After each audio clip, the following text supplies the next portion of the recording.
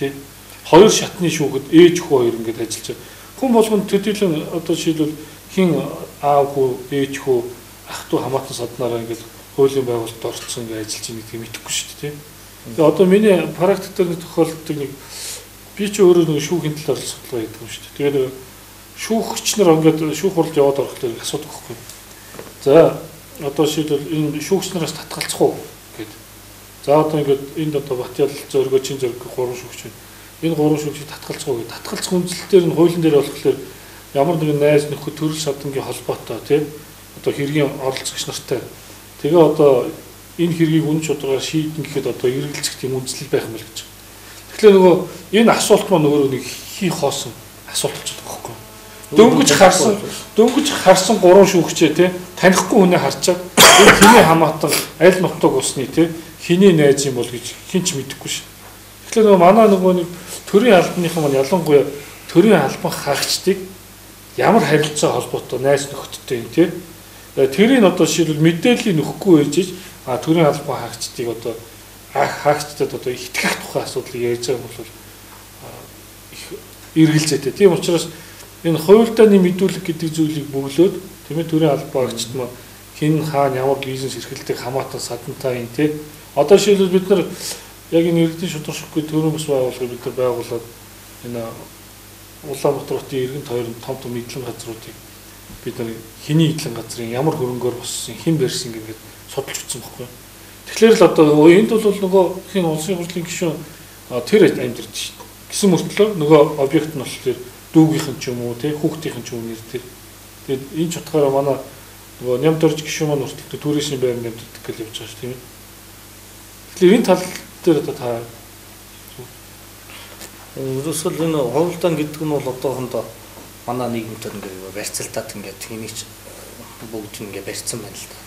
Жишээлбэл одоо таны саяны жишээн дээр шүүгч нь хамаатан байсан. Эсвэл нөгөө шүүгч нь нөгөө хариуцлагч тал дээр нь орж исэн. Иймэрхүү асуудлууд байгаад байгаа. Хэрвээ одоо сая нэг ерөнхийлөгч бас санаачлаа шилэн наснаа баталж өглөө шүү дээ. Одоо тэгвэл бид нар хийж байгаа үйл явдал төсөв хөрөнгөө ил гаргаж болж байгаа юм бол одоо Бачаалт гэдэг хүний хамаатан садан тэнд байгааг та яагаад түрүү хэлж болохгүй гэж тийм ээ. Тэгээ таныг одоо ингээд хамаатан садан найз нөхөд чи энд байна гэд хэлсэн бол одоо тэр хүн энэ найз нь нэмчээ асуудлыг шийдэж болохгүй өсөвчөө солиулъя өмгөөлөгчөө өрсөл солиё гэл ингээд яриад болох нь шүү дээ. Ийм боломжийг л болно ил гаргаж хүмүүстэй ойлгомжтой тавих хэрэгтэй. Ер нь бол тэгээд хуульдааны мэдүүлэг бүгсний одоо ач тус нь бол хуульдагч нарт биш ард түмэндлээс хэрэгтэй юм бол. Хуульдааны мэдүүлэг бүгснээр хуульдааны одоо сан одоо тэр мэдээллийн сантай болох бас нэг манай хөдөлгөөний нэг гол зорилго маань байгаа шүү дээ. Төрийн албан хаагчд тий. Тэгэхээр одоо энэ хуульдааны мэдүүлэг бүгснээр магадгүй эргээд тэр дараагийн сонгуульч ба дараагийн төрийн албанд өөр албан руу шилж өөр албанд орох хүмүүс төрийн албараас орох хүмүүсийг тий магадгүй манай тэр мэдээлэл сангаас шүүгээд үнэхээр энэ хуульдагч юм уу эсвэл хуульдагч биш үү гэдгийг тодорхойлоод үнэн шударга ажиллаж чадах бас тухайн тэр иргэн хүнийг боловсралтай төрд зөвхөн шилдэгүүд нь ажиллах хэрэгтэй гэсэн бидний нөө үрээтэй зохицолтоод одоо сайн хүмүүс нь ажилласаа. Одоо бас сайн төрийг байгуулахад одоо хүмүүсийг одоо тэ аль мөнгөтэйг нь аль хуульдаж чадсныг нь оруулдаг ш. Аль шударга ажиллаж чадж байгааг нь оруулах нь гол болгож энэ мэдээллийн санг хөтөлж байгаа гэсэн ойлгож байна.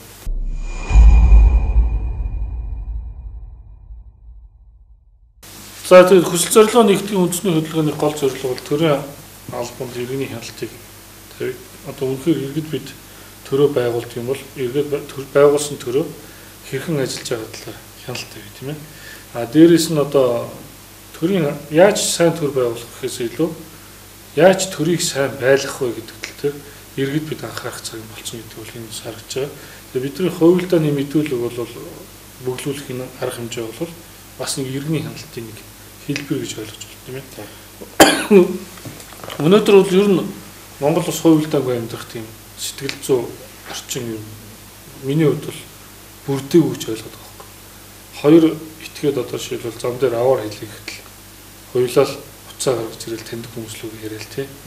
Нөгөө л одоо жишээлбэл танил талаар асуудал гэж нөгөө хууль дүрмээр асуудлаа биш танил талаараа өөрөөр хэлэх юм бол хуулиар биш хуулиас гадуур аргаар ингээд асуудлыг шийдэх юм эргэлзэлтэй болчиход байна шүү дээ. Энэ тохиолдолд одоо үзэгчдэд хандаад хэрвээ энэ хуульдааны золиос болсон тохиолдолд хүний эрх маш ноцтой зөрчигдөд байна шүү дээ. Хэрэг хийгээгүй хэрэгтэн болж байна. Хохирогчулсан хохирогч биш болж байна. Бизнес эрхэлж байгаа хүн жишээлбэл үнэн чударгаар яваад одоо жишээлбэл одоо бүтдэггүй тийм. Одоо жишээлбэл хамгийн том одоо эдийн засгийн том хуульдаан улс төрчдийн оролцдог хуульдаан би бол энэ татврын өршөөлийн хууль гэж хардаг байхгүй. Өчнөө олон жил ингээд татвараа үнэн чударгаар төлөөд явж байгаа компани тийм. Хажууд нь яг одоо адилхан үйл ажиллагаа явуулдаг мөртлөө татвараа төлдөг танхаа компани тийм. Ингээ одоо 2 3 тайлан баланстай гэж яриад явдаг шүү дээ манайхан. Тэгээ одоо эцэст нь яадаг гэхэлэр нөгөө нэг хөрөнгөчсөн мөнгөчсөн адилхан гараа дээрээс эхэлсэн мөртлөө хууль бус аргаар ингээд татвараас зайлсхийгээд төр төлөх мөнгнөөсөө төсөвт оруулах ёстой орлогоо оруулахгүй гэж нуугдж явсныхаа эцэст яг арай илүү хөрөнгө мөнгө цуглуулцдаг. Хөрөнгө мөнгө илүү цуглуулах гэхээр нөгөөтгөө улс төрийнхэнд хандив болгож өгөөд өөрийнхөө төлөвлөлийг төрийн эрх мэдэлд авчдаг. Нөгөө хүмүүсээрээ дамжуулаад татврын өршөөлийн хууль гэдэг юм санаачлаад тийм ээ. Тэгэхээр энэнийхэн донд нь нөгөө нэг үнэн чударгаар хөдөлмөрлөдөг хүмүүсийн нөгөө бизнес эрхлэгчдийн эрх ашиг хохирч идэг тийм. Тэгэхээр энэ асуудлыг ер нь бид хөндөх цаг болсон юм шүү. Одоо энэ асуудал бол айгүй тийм хуцтай хоёр талаас нь харж болж байгаа. Нэг талаас нь жижиг аж ахуй нэгжүүд багахан хэмжээний одоо нэг сая ч юм уу 100 сая төгрөг хүртэлх татврын өрөө цайруулж боломжтой болж байгаа. Энэ бол тодорхой хэмжээний бизнес эрхэлж байгаа аж ахуй нэгжид бол ашигтай. Гэтэл цаана өшөөдөг том компаниуд биш хэдэн миллиардаар нь ярьж байгаа. Хэдэн их 80-аар нь ярьж байгаа татврын өртөө том компаниуд хэмжээнээс бол тэр хэмжээний ашиг болж байна гэсэн үг л тийм. Энэ болонгууд нөгөө төр чургалсан бизнесмэнүүдийн гар хол болсон асуудлыг хийж байгаа шүү дээ. Сая бол наад тэр татврын нэг өршөөлийн тухай нэг хууль шиг юм батлах гадайс одоо баталсан уу? Одоо эдийн засгийн хил тодорхойлолтын хууль гэдэг одоо яваад шүү. За тэгээд энэ бол сая Монголд ингээл олон жил үйл ажиллагаа явуулсан бараг гадны болон Монголын нэгэн цөөхөн хитэн томоохон олигархууд зориулсан хууль болчихж байгаа юм л да. Зүгээр нэг дундаас доошх бизнес эрхлэгчд бол яг нэг удаа нэг баярлаа те нуруунд дээрх ачаанд өнгөрч байгаа боловч нөгөө талаараа Монгол улсын төсөвт орох өчнөө олон одоо их найд те одоо жишээ нь Softcom Sense гэдэг компани гэтэл 37 тэрбум төгрөгийн 35 тэрбум төгрөгийн татврын өртөө мөртлөнгөө тэр компани магадгүйс өршөөгдөх бас нэг л боломж нь гараад ирж байгаа юм л та. Энэ бол тэгээд эргээд нөгөө Монголын төсвөнд бүрдэхгүй ингээд зүгээр энгийн жирийн ард иргэдийнхаа нийгмийн даатгалаас те мүлжиж авсан төсөв маань хүрэлцдэггүй л гэдэг шүү дээ. Тэгээ энэ яг татврын гүйцээс авчиж болохгүй. Монголын хамгийн ойрын жишээ хурш Казахстанд бол ямар ч одоо гадаадын компани ирсэн те тэр Казахстаны хууль тогтоомжийн дагуу ямар л одоо тэр татвар төлөх ёстой бүгдийг төлдөг. Түүнээс биш Монгол шиг нэг борооголтын уурхай, оюутлогын уурхай, энержи эрсдэл ухаадаг шиг тэр доктортой байдлын гэрээгээд нэг 5-аас 30 жилээр нэг гэрээ хийчихэд ямар татваргүй одоо Монгол орох орлого байхгүй. Тэгээд Монголд үлдэх татвар авахгүйгээр ингэж ажил машин дээрс ашигтайгаар ажиллаад ингээд гараа авчиж байгаа юм л да. Гадны хөрөнгө оруулагч нартай нөхдөд. Тэгээ энийг л одоо маш яралтай боловсрохгүй Монгол улс яаж төсөв үрдүүлэх вэ? Яаж цаашаа өгч вэ? Хадгаламжгүй одоо за тэгээд бид бол эхлээд хамгийн ихний дугаартаа бид нар ийм нэгдлийн тухай, хувилдааны тухай тийм ээ, ийм нэгдлийн жилийн тухай ярьсан. Өнөөдөр бид нар бас задлаад тийм ээ, хувилдааны мэдүүлэх гэдэг асуудал хөндөд ярьсан чинь ер нь бол энэ цаашдаа Монгол хүний ёс зүй гэдгийг бид нар ярих хэрэгтэй болчиход байна тийм үү. Одоо монголчуудыг ингээл жижиг хэсгүүдэд хуваагдаад тийм ээ. Нам ивсэлд хуваагдаад, нам ивслүүд нь фракцууд нь нөгөө бизнес бүлэглэл, нутгийн зөвлөлд хуваагдаад тийм ээ. Тэгээд ингээд улам олон болол олон жижиг хэсэг бол задраал.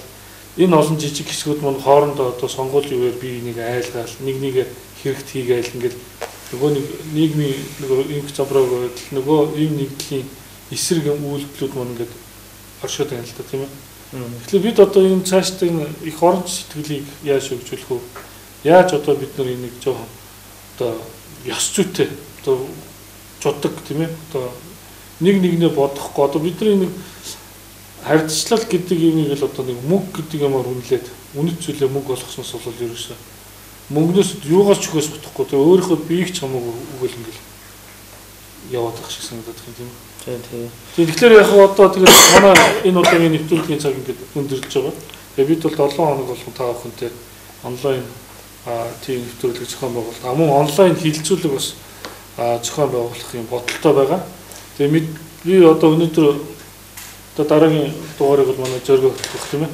Тэгэхээр зоригоо би бас санал оруулж ийн л да. Одоо нөгөө дараагийн дугаараар одоо Монгол хүний хувь мөн чанар ёс зүй талаас тийм сүүлийн үед бол одоо бас хүн чанар ёс зүй бол бид их ярьдаг боллоо шүү дээ. Хайдаг боллоо тийм нөгөө хүн чанар одоо сүүлийн үед бол одоо энэ хүн чанар алдагдж байгаа нэг томоохон хэлбэр бол ерөөс ах トゥ ус хоорондоо бие биенээ эд хөрөнгөнөөс болоод бүр үзэж чадхаа болдог тийм. Нөгөө нэг бие биенийг хүндэлдэг нөгөө нэг одоо айл малчин айл өрх маань бол нүүдлийн соёлын хэрэгжлээр жишээлбэл айлчин гийчэндээ хоол ундаа бэлдээд гэрээ онхоо явчдаг нөгөө ёс заншлмаар байхгүй болчихлоо.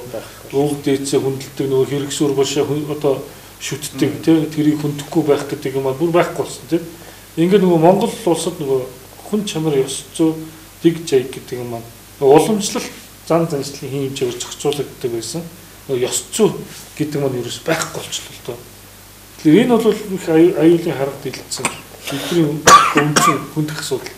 Тэгээ энэс нь улбалал нөгөө төрийн түвшээд маань үнэмч биш болчихж байна. Бизнес эрхлэгч маань шудраг усаар өрсөлдөг болж байна тийм. Бие биендээ итгэж чадхаа болсон байна тийм. Тэгээ энэ сэдвэр дараагийн 7 хоног зүгээр ярилцгаа. За тэгээ ингээд энэ удаагийн дугаар энэ өрөөд өндөрлж байна. Тэгээд бид 7 хоног бүхэн ТV онлайн нэвтрүүлгээр та бүхэнтэй уулзсан. За Монгол улсад маш олон хэвлэл мэдээллийн хэрэгсэл байдаг ч гэсэн бид төдийлөн мос дуу хоолой хүрэх боломжгүй. Өөр хувилдааны улмаас нөх хэвлэл мэдээллийн хэрэгслүүд маань цаана бизнес бүлэглэл тийм ээ улс төрийн намуудын иргэшээлт байдаг. Ингээд энэ утгаараа бол бүр зарим этгээдүүд бол энэ хүсэл зорилгооны нэвтрүүлгийнхнийг бити оруулаарай гэх мэтчлэн ингээд нэг бүс телевизийн одоо. Тэгэхээр одоо бас энэ шинжлэх ухааны техникийн хөгжлийг ашиглаад энэ YouTube тийм Facebook гэдэг нь бас энэ техник хэрэгслүүдээр бас өөрсдийн дуу хоолойгоо та бүхэнд айл болохоор хүрхийг хичээж ажилланаа. Тэгээд анхаарал тавьж баярлалаа. Дараагийн 7 хоногт иргэд болцсон.